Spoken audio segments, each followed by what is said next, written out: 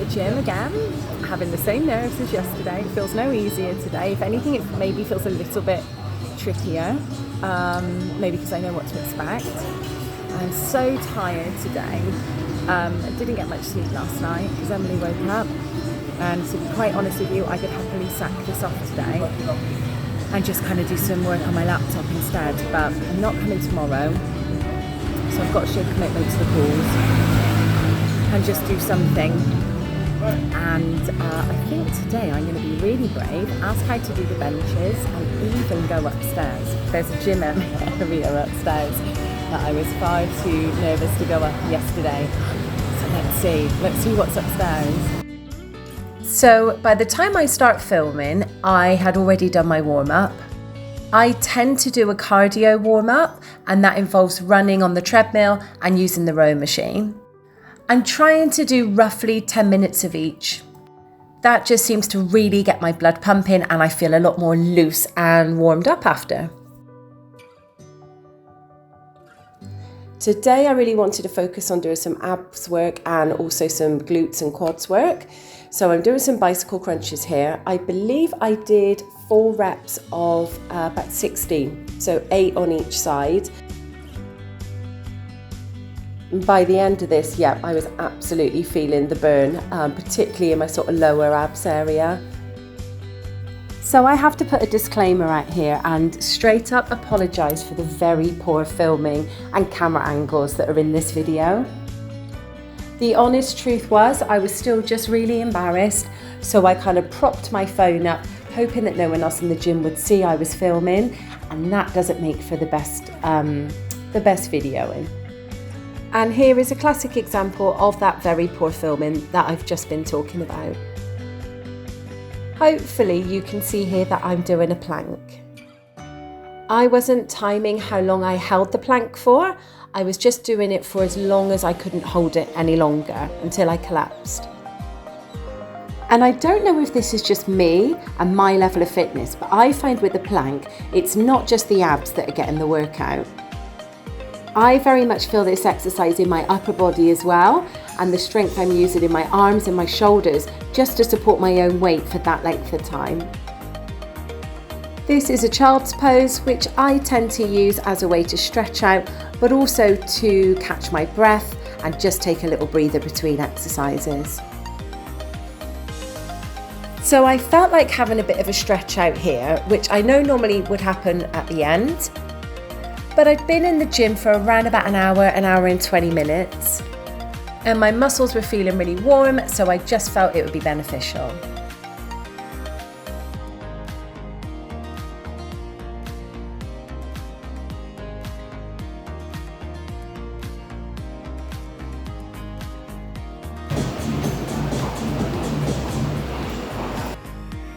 This is the first time I've personally ever picked up a kettlebell. I really didn't know what to do with it, but I just wanted to try something a bit different. So I went for quite an obvious choice of some weighted squats.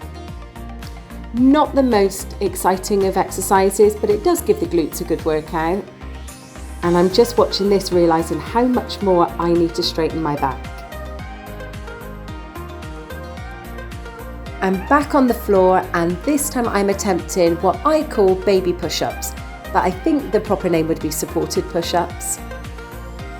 My knees are on the ground, so supporting a lot of the weight, and by all accounts that's meant to make this a less strenuous version of the push-up. Well, I still find this very strenuous, and right now I can do about 3 rounds of 5 reps maximum.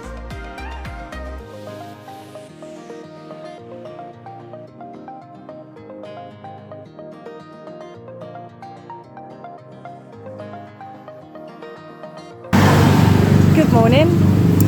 I'm at the gym today, but there's been a change of plan because a friend of mine has come down to Kuta, and we said we were going to have a gym session together, which would be great because I'll have some company, won't feel quite so embarrassed about trying new equipment and things like that, and we'll just have some company, someone to push me a little bit harder perhaps. So I am going to go and pick them up, do a little bit of buzzing about. and then hopefully have a really good gym session after.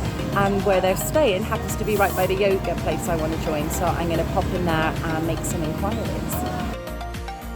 So here is my friend Neil, and he's put me straight to work. The exercise here kind of speaks for itself. I have to support my own body weight and then bring my knees up to my chest. The idea is that when I bring my feet down, I don't actually let them touch the ground before I then bring my knees back up to my chest. This has quickly become one of my favourite exercises because although I don't find it easy at all, it works so many different muscle groups. And for me, it's perfect because I'm building upper body strength and working my abs at the same time, which is exactly what I want to be doing. And here's my friend showing me how it should really be done. Or showing off, you know, one of the two. So with this exercise, I've set myself a new goal. I obviously want to increase the number of reps and rounds I'm doing, but I want to work up to being able to do a full pull-up. Or chin-up, I'm not quite sure what the name is, but yeah, an up. I'm back on the floor doing the dreaded baby push-ups. There's quite a lot of talking between me and my friend here, and what I was asking him was, when I lower myself, should I have my elbows pointing out or should I tuck them in? He was explaining that whichever one I choose to use, whichever method, that's going to work a different muscle group in the arm. So for the muscles I want to target, his advice was to have my elbows tucked in when I go down to do the press.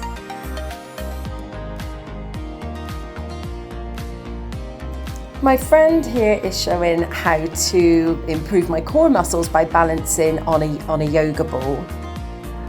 I was watching him thinking, oh my gosh, how hard can this be, right? And then I had to go. And of course, I found it super hard. I don't even know that it particularly worked out my core muscles. I'm not sure, but even holding on to the straps, I found this almost impossible. I think he said the trick was to really kind of put my weight into the ball, to kind of push down and relax, but I don't know. I don't think I was doing that. So I've spared you quite a few minutes of video, which is just me basically wobbling around on this ball. I don't really think achieving very much. So back to the pull-ups, and I was trying to get a little bit of a rhythm. So doing 5 pull-ups, 5 push-ups, and then a new exercise. And now I have finally moved on to one of the benches. This is one of the ones for doing sit-up crunches, and it's not a very flattering angle, as you can see. So this bench is at an angle, it's leaning back, and that's adjustable, and it just means that makes for a much more intense crunch as I'm doing the sit-up. I think my face says it all. It's quite an intense crunch. So here I did 3 rounds of 10 reps. I was also laughing a lot, and I'm not sure if that helps or not. Probably does. Here I'm doing a shoulder stretch using one of the elasticated stretchy bands. This shows the position I've got the band in. And then I did that for around about 30 seconds, 45 seconds, and then swap sides. Obviously, I've been having quite a lot of discomfort in my shoulders, so it's just that little bit more important that I stretch them out quite regularly.